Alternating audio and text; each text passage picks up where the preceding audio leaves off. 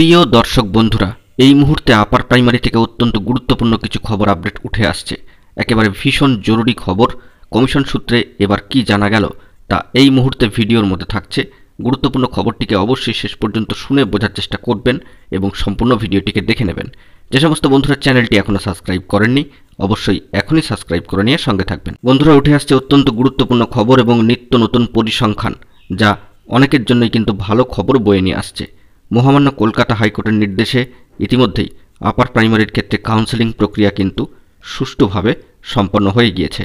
Commission সূত্রে খবর যে স্কুল বাছাইয়ের প্রথম দফায় কাউন্সেলিংয়ে এমপ্যানেলড ৮,৯০০ জন হবু শিক্ষককে ডাকা হয়েছিল।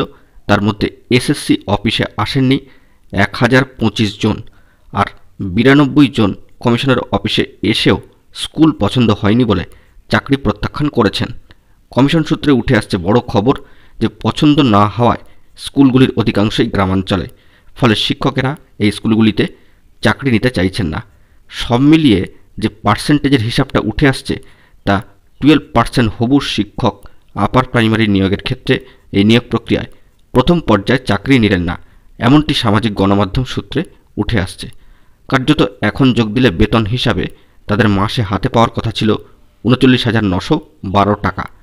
এসএসসির চেয়ারম্যান সাহেব সম্মানীয় সিদ্ধার্থ মজুমদার মহাশয় গত শনিবার এ বিষয়ে বলেছেন যে কাউন্সেলিংয়ে অনুপস্থিতি এবং চাকরি পেয়েও স্কুলের শিক্ষকতায় যোগ না দেওয়ার কারণে এবার ওয়েটিং লিস্ট থেকেও ১,১০০-র তুলনায় অর্থাৎ ১১০০-র তুলনায় অনেক বেশি চাকরিপ্রার্থী দ্বিতীয় দফার কাউন্সেলিংয়ে ডাক পাবে। তার আরও সংযোজন, আমাদের ১ সপ্তাহ সময় দিতে হবে দ্বিতীয় পর্যায়ের কাউন্সেলিং শুরু করার জন্য বিজ্ঞপ্তি দিয়ে।